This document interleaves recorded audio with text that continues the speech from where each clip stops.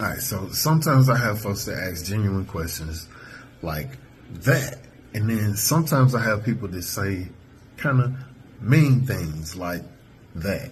So, as far as answering the part of the question about the airplanes, let me tell you, you know this about airplanes, right? The airplanes use gyroscopes in order to navigate, just like Navy ships do, and satellites and all kind of things.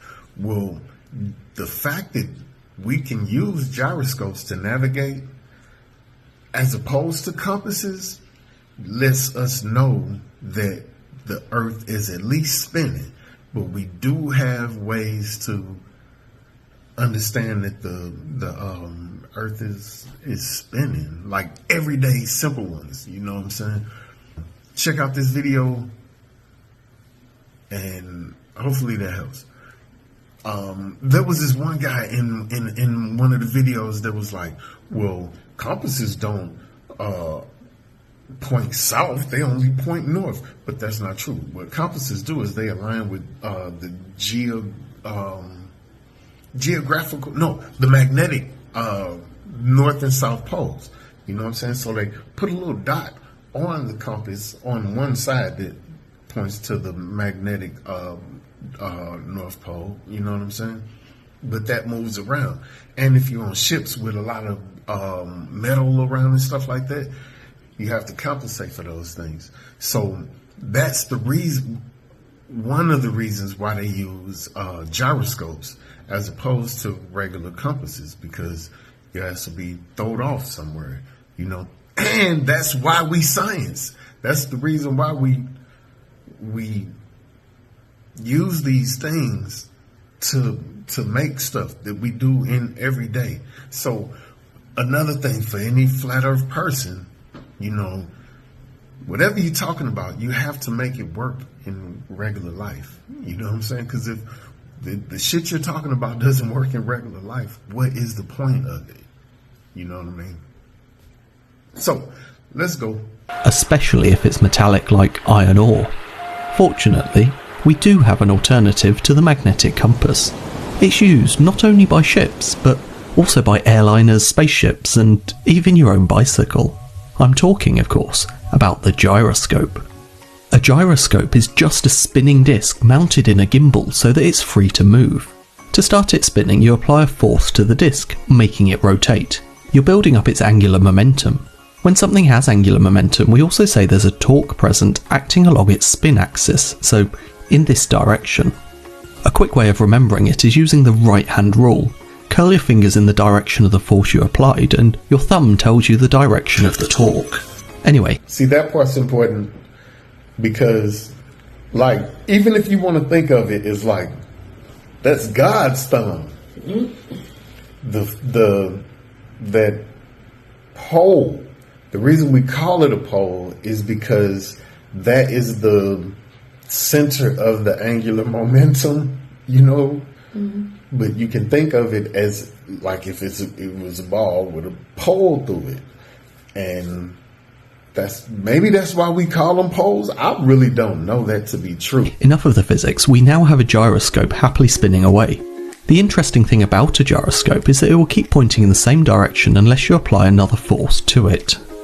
Remember, we mounted it in a gimbal. You're free to rotate the gimbal and the spin axis of the gyroscope will keep pointing the same way. Take this example. So, that's one thing, if you actually believe in the flat earth, because people are going to say stuff, but we know that gyroscopes do this. So if the earth's not spinning, what is the force that's causing the gyroscope to exhibit this behavior? Take this example. If I start the gyroscope spinning at the equator, looking directly up, it will gradually turn as the Earth rotates. It is showing us the Earth's rotation. But what if, hypothetically, we try and stop it from turning in its gimbal? We're going to have to apply a force in this direction to resist its natural desire to turn. Remember, we're dealing with angular momentum and torques here, so things are not going to work as you expect. Actually is very important because the things that you expect to see when you actually do experiments to test them, a lot of times they don't work the way that we think.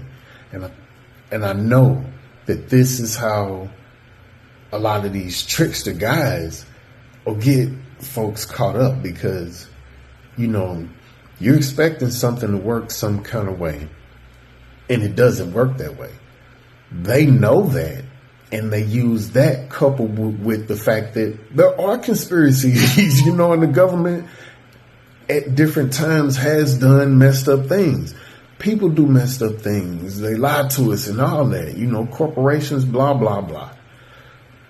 But again, there's a time and place to go wild out on conspiracies, and there's a time and place to understand that, you know, everything is not a conspiracy. That's why I'm on this here, because I definitely want to get back to the conspiracies. Turn it in this direction. Rotational force around this axis, trying to turn it in this direction.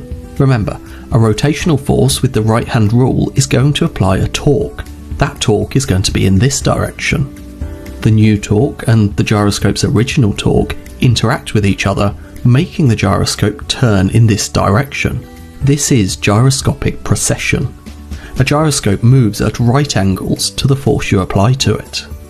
All the while the Earth spins, you continue to resist that spin by applying a force, which creates a torque, slowly precessing the gyroscope. The only time it's going to stop is when the torque from the gyroscope and the torque that you apply are lined up. That will only happen when the gyroscope's spin axis is parallel to the Earth's spin axis, effectively when it points north.